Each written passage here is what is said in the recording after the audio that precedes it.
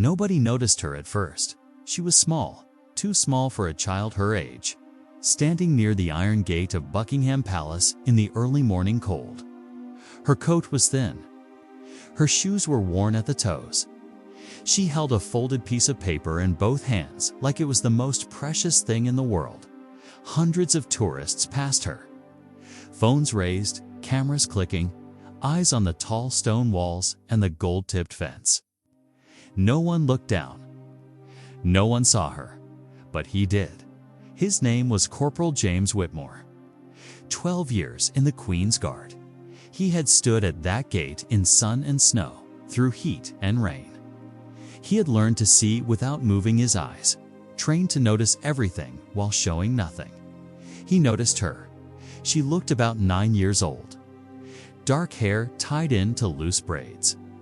Pale face. Eyes that were too serious for her age, the kind of eyes that had seen something heavy. She wasn't crying. She wasn't asking anyone for help. She was just waiting. James had seen tourists, protesters, lost visitors, and the occasional eccentric. But something about this girl was different. She wasn't confused. She wasn't lost. She was there on purpose. She took one small step toward the gate. The rule was clear. No one approaches. No one speaks. The guard holds position. Always James held position, but he kept watching her. The morning crowd thickened. A tour group surged forward, and for a moment, the girl disappeared behind a wall of backpacks and elbows. When the crowd shifted, she was closer to the gate, still holding that piece of paper. Still waiting. A police officer near the entrance noticed her too. He walked over, bent down, asked her something. She shook her head, pointed at the gate.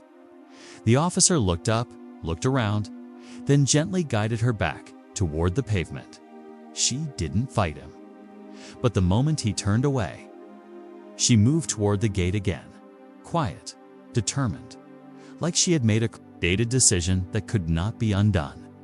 James felt something shift in his chest. Not protocol, not duty. Something older than both. If this story is already touching your heart, you're in the right place. Subscribe, because every week we bring you stories like this one. Stories that remind you what it means to be human. Now, back to the girl. The police officer came back with a colleague. They were gentle, but firm this time. The girl spoke a few words. One officer frowned. The other pulled out a small notebook. Then the girl did something no one expected. She unfolded the piece of paper. She held it up, not to the officers, but to the gate, to the palace, as if someone inside might see it, as if she needed the building itself to read her words. James couldn't see what was written from where he stood, but he saw her face as she held it up, and it broke something inside him. Her expression wasn't desperate. It wasn't the face of a child throwing a tantrum or chasing a silly dream. It was the face of someone delivering a message they had carried a very long time. Careful, exhausted. Resolved, the officers took the paper gently. She led them. Then she sat down on the cold pavement, pulled her thin coat tighter, and waited. She wasn't going anywhere. James stared straight ahead, as the guard must, but his jaw tightened. His mind was already moving. He had 2 hours left on his shift. He had no idea that those 2 hours were about to change both of their lives. Forever? Asterisk, asterisk, the relief guard arrived at exactly 10. Oh, single quotes, clock. James stepped back from the gate with the slow, precise movements of a man who had done it 1,000 times.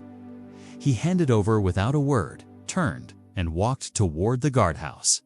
Inside, he removed his bearskin cap, set it on the shelf, rolled his shoulders once. Then he went looking for the officer who had taken the girl's letter. His name was P.C. Allen Marsh, a soft-spoken man with 20 years on the force. James found him near the security booth, still holding the folded paper with a look on his face that James couldn't quite read. "The girl," James said. "What did she write?" Alan looked at him for a moment. Then he held out the paper. James took it carefully. The paper was thin, slightly crumpled at the edges, like it had been folded and unfolded many times. The handwriting was a child's round, careful letters pressing hard with the pen, the way children do when they want every word to count. He read it slowly. "My name is Lily. I am 9 years old. My mom used to bring me here every year on my birthday. She said the palace was magic. She said if you stood close enough, you could feel it. Mom got very sick this year. The doctors said she won't get better. She cannot walk anymore. She cannot come to London. Her birthday is on the 14th. That is in 4 days. She always wanted to see a real guard up close. She said it was her dream. I don't have money for a proper wish, but I thought maybe someone inside would read this. I am not asking for much. I just want my mom to have one happy day before she runs out of them. Her name is Carol. She is the best mom in the world. Thank you for reading this." Lily. James read it twice. He folded it back along its original creases, handed it to Alan without speaking, looked out through the guardhouse window at the pavement where the girl was still sitting, knees pulled to her chest, watching the gate. She had traveled here alone. He could feel that truth settle over him like a weight. A 9-year-old on a London street with a letter and a thin coat and the quiet courage of someone who had no one else to ask. Alan cleared his throat. She came on the bus, alone, said her nan thought she was at school. James said nothing. We'll get someone to take her home, Alan continued. Make sure she's safe. Where's home? Alan checked his notebook.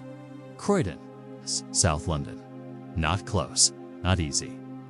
Not a trip you made by accident. James looked at the letter in Alan's hand. He thought about protocol, about boundaries, about the 100 reasons why a soldier should step back and let the proper systems handle things. Then he thought about Carol, a woman he had never met, lying somewhere in Croydon, getting smaller every day, watching the light come through a window she could not walk to, a woman whose daughter had put on worn shoes and ridden a bus across London and pressed a handwritten letter against an iron gate, hoping magic was real. I want to talk to her, James said. Alan raised an eyebrow. The girl. Before you send her home. I just want to talk to her. A pause. Rules existed for a reason. Lines existed for a reason. But Alan Marsh had been a father for 17 years. He knew some things sat above the rulebook. He nodded once. James walked outside into the cold morning air. He crossed the pavement slowly, not wanting to startle her. When he was a few feet away, he stopped. Lily looked up. She had dark eyes, steady and watchful. The kind of eyes that had already learned not to expect too much from people.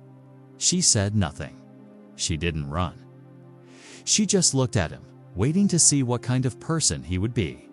James crouched down to her level. Your name is Lily, he said quietly. Not a question. She nodded. I read your letter. Something moved across her face. Not hope, not yet. Something more careful than hope. Something that had been disappointed before and didn't want to be disappointed again. James looked at her for a long moment. Then he said, Tell me about your mom. And for the first time all morning, Lily's eyes filled with tears. Asterisk, asterisk, asterisk. Lily talked for a long time. James sat on the low stone ledge beside the pavement, still in his uniform, listening. He didn't check his watch. He didn't look around. He just listened. Carol was 36 years old. She had raised Lily on her own since Lily was 3, after Lily's father left for a life he never came back from. They lived in a 2-bedroom flat in Croydon, small, but Carol kept it warm. She worked at a bakery. Early shifts before the sun came up. She smelled of cinnamon and bread flour when she came home. And Lily always thought that was the best smell in the world. Every birthday, Carol made a plan. It didn't matter how tired she was or how tight the money was. One day, just for Lily. One year, it was the zoo. One year, it was a train ride to Brighton. Once, when things were better, it was a proper tea at a fancy hotel. Lily had worn a dress with flowers on it. Carol had taken a photo and framed it. Then last spring, Carol started getting headaches. Bad ones, the kind that didn't go away by summer. She was in and out of hospital by autumn. She couldn't work anymore. By winter, she couldn't walk to the kitchen without help. The word the doctors used was glioblastoma. Lily couldn't pronounce it. She just knew it was the name of the thing that was taking her mom away. Piece by piece, quietly and without any mercy at all, Carol never stopped smiling around Lily. That was the thing. Even now, propped up with pillows, with tubes and medicines and the tight smell of a sick room, Carol smiled. She asked about school. She laughed at Lily's jokes. She pretended every single day that things were going to be fine. But Lily was 9, not 6, not 4. She understood more than her mother knew. She had heard the conversations in the hallway, the low voices, the long silences that followed. She had watched her Nan cry in the kitchen when she thought no one was looking. She knew the 14th Carol's birthday might be one of the last ones. So she had made a plan of her own. Carol had talked about the palace her whole life. She had a small postcard of it on her bedside table. On bad days, she looked at it and said she'd go one day when she felt better.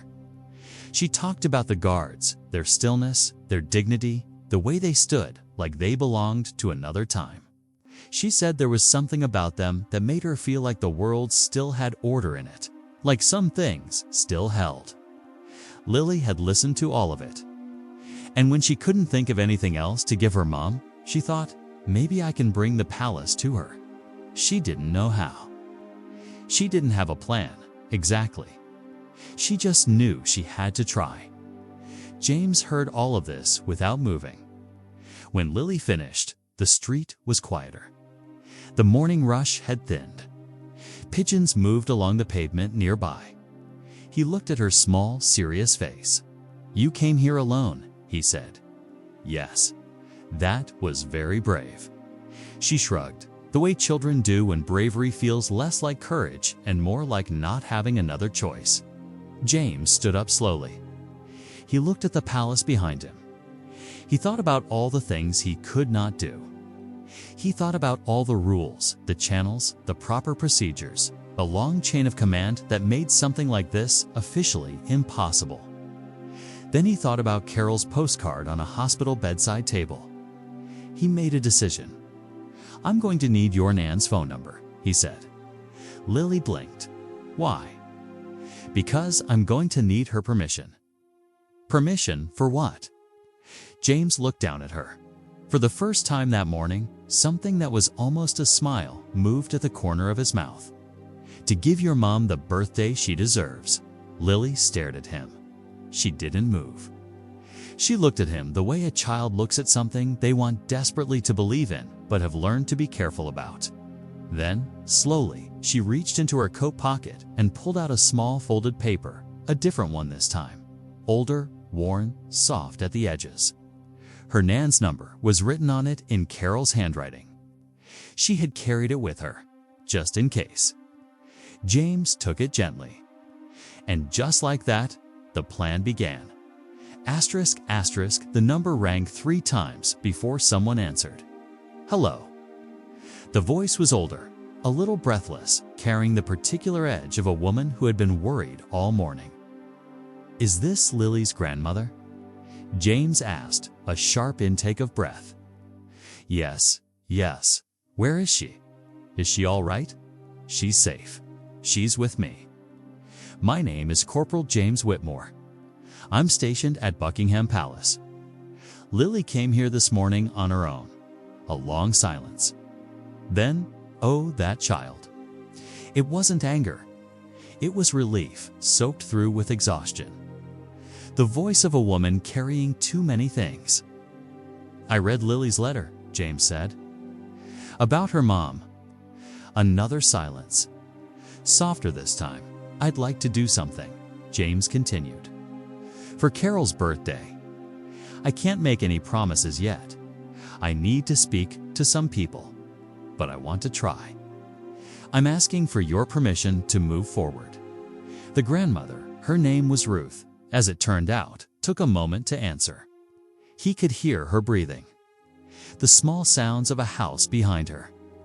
A clock ticking. "Why would you do this?" she asked. Not suspicious, genuinely curious. Like she had forgotten that strangers could still surprise you. "Because some things matter more than the rules," James said simply. Another pause. "All right," Ruth said quietly. "Yes, you have my permission." What James did next would have raised eyebrows had anyone known the full scope of it. He was careful. He was strategic. He had served 12 years, and he understood exactly which conversations to have, and exactly how to have them. He didn't go to the top. That would have been too formal, too official, too easy to redirect to a committee. Instead, he went sideways. He spoke to people he trusted, a sergeant who owed him a favor, a coordinator at a veterans charity with connections, a woman named Helen who worked in the palace, visitor services office, and had a daughter of her own. He told Carol's story to each of them. Not dramatically, quietly, directly, the way he told everything. And each of them, one by one, said yes. By Thursday afternoon, 2 days before Carol's birthday, the pieces were in place. It wasn't the grandest thing in the world. There were still limits. This was real life, not a fairy tale, and James was a corporal, not a king. But it was something. Something real and considered and full of intention. On the morning of the 14th, a car arrived outside Carol and Lily's flat in Croydon. Not a limousine, not a state vehicle, a clean, dark car driven by a volunteer from the veterans charity, a man named George, who had once served alongside James and now spent his Saturdays driving elderly patients to appointments. He had volunteered for this without being asked twice. Ruth answered the door first. She looked at the car, then at the envelope George was holding, and pressed her hand over her mouth. Inside the flat, Carol was having a quiet morning. Lily had told her nothing. The secret had cost Lily 3 days of near-exploding silence, but she had held it with the same stubborn will that had carried her to a palace gate alone. "Mom," Lily said, standing in the bedroom doorway. "Can you get dressed? We're going somewhere." Carol looked at her. "My love, I can't really, I know," Lily said. "George is going to help. He has a wheelchair. It's all sorted." Carol looked at her daughter for a long moment. That small face with its serious eyes and its careful hope. "Lily," she said softly. "What did you do?" Lily smiled. The first full smile she had given in weeks. "I made a wish," she said. "It took 40 minutes to get Carol ready." Her body tired quickly now, and the process was gentle and slow. But she got dressed, really dressed, in a blue coat she hadn't worn in 2 years. Ruth brushed her hair. Lily put on her flower dress, the one from the photo, when they helped Carol into the wheelchair and rolled her to the front door. And she saw the car and George standing beside it with quiet dignity. She started to cry before she even knew where they were going. "Happy birthday, Mom," Lily whispered, and they drove toward London. James was waiting. Asterisk, asterisk, the sky over London was pale gray that morning. The way it often is in February. Not stormy, not bright, just soft and still.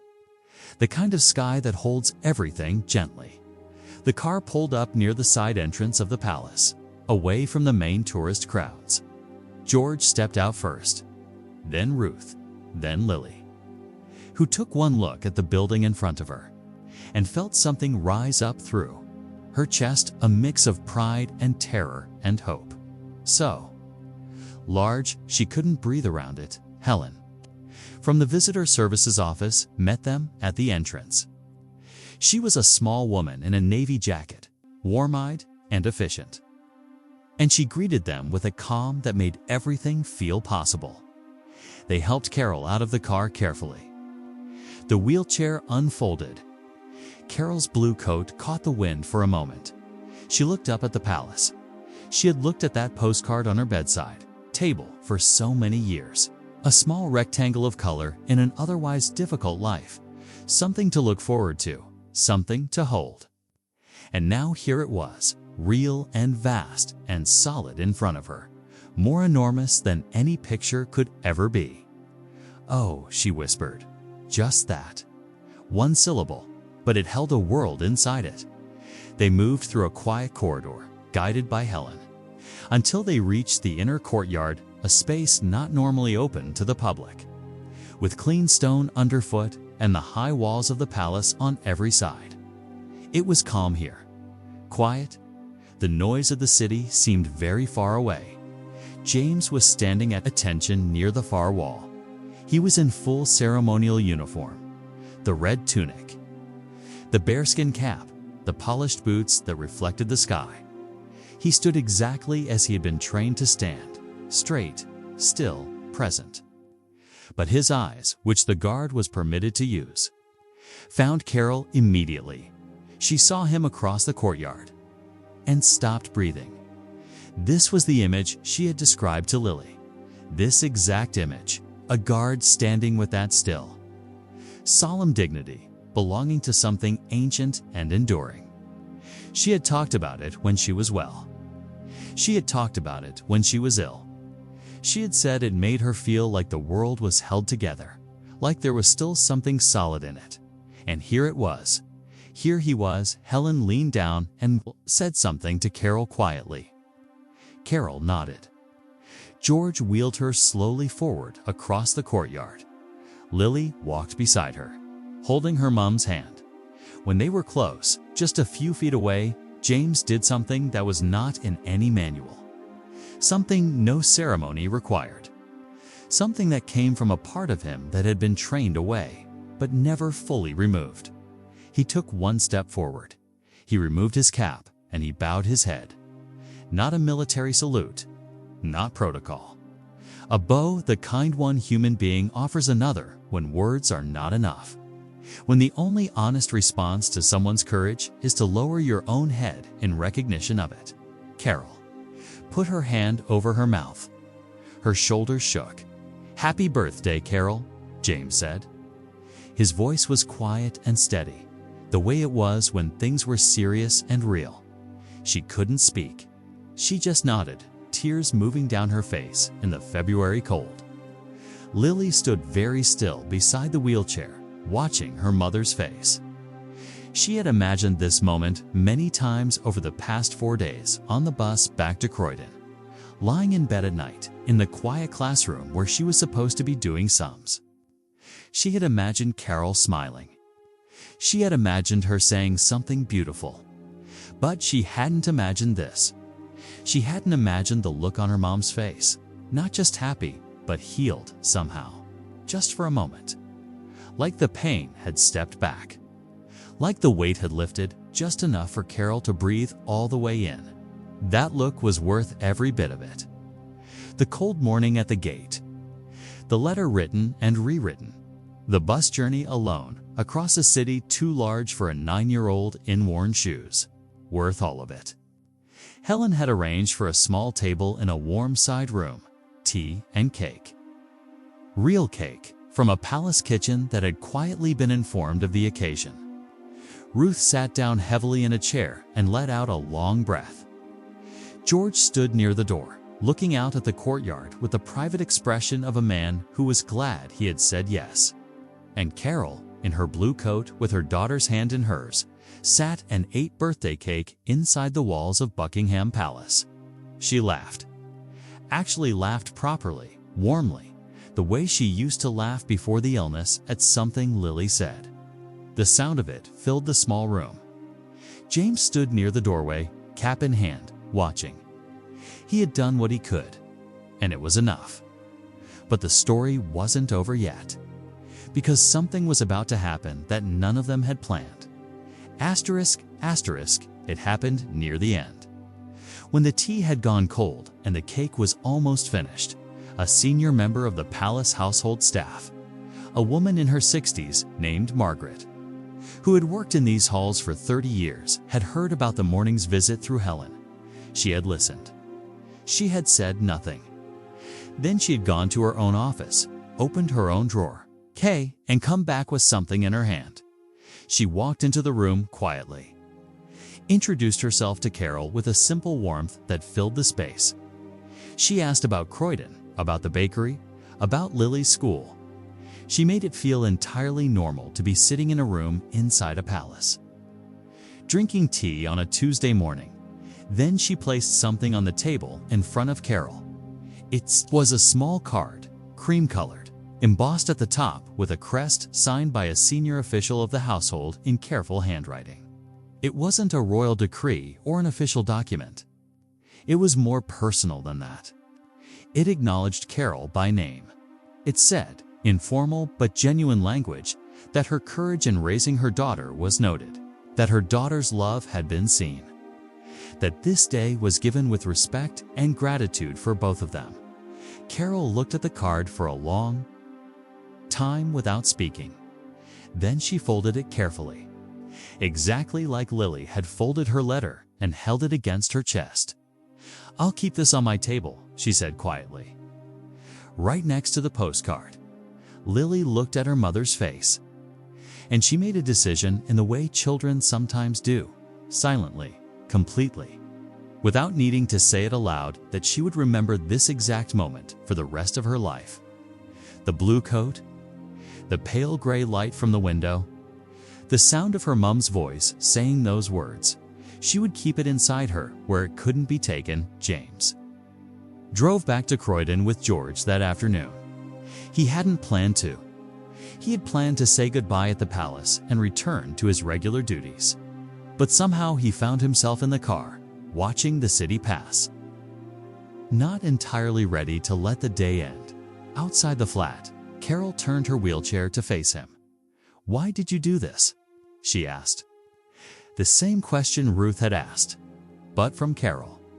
It carried a different weight. James looked at her for a moment. "You raised a daughter who got on a bus alone and held a letter up to a palace gate because she wanted to give you something beautiful," he said.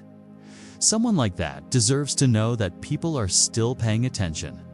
Carol was quiet for a moment. Then she said, "She gets it from you, you know, not me." He frowned slightly. "She doesn't give up," Carol said. "She just decides something is worth doing, and she does it, no matter what." She smiled. "I always thought that was her stubbornness. But maybe it's just faith." James thought about that on the drive back. Through the gray streets, past the lights coming on in the early dark. Faith, not the religious kind, necessarily. The human kind. The belief that reaching out is worth it. That asking for something is worth it. That a small girl with a letter and a worn coat and absolutely no guarantee of anything is still right to try. In the weeks that followed, James checked in occasionally. A message through Ruth. A card at Easter. He learned that Carol had gone back into hospital in March. That things had become harder. That the good days were fewer and the difficult days were longer. He learned that Carol kept the palace card on her table, as she had promised. That she looked at it on the bad days. That she pointed to it when the nurses came in and said, "My daughter did that." My daughter Carol passed away on a quiet Sunday morning in April, with Lily and Ruth beside her. She was 36 years old. She had eaten birthday cake inside a palace. She had heard a guard bow his head to her in the cold February air and call her by name. She had laughed properly one last time. Lily went back to school. She was quieter after, but not broken. Ruth noticed she had started carrying a small notebook everywhere, writing things down, keeping them. James heard about Carol's passing through Ruth in a short message that said only, "She went peacefully. She was happy." Thank you. He sat with that message for a long time. There are things that rules cannot hold, griefs that procedures cannot process, moments that live entirely outside the chain of command. He had stood at that gate 1,000 times, in rain and sun, through ceremony and routine, a figure of discipline and stillness. He had been trained to see without moving, to hold position no matter what. But on one cold morning, a small girl had held a letter up to iron bars, and something in him had broken open. And he had stepped forward, and that stepping forward was the most important thing he had ever done in uniform. He didn't talk about it much. He wasn't that kind of person. But sometimes, on long shifts, when the morning crowds were thick, and the tourists came and went, and the city moved around him in its noisy, indifferent rush, he thought about Lily. He thought about Carol's laugh in that small room. He thought about a worn piece of paper, folded and unfolded so many times it had gone soft at the edges. And he held position, but differently now, with something added, the kind of thing that can only come from stepping off your post. Just once, and choosing to be human first.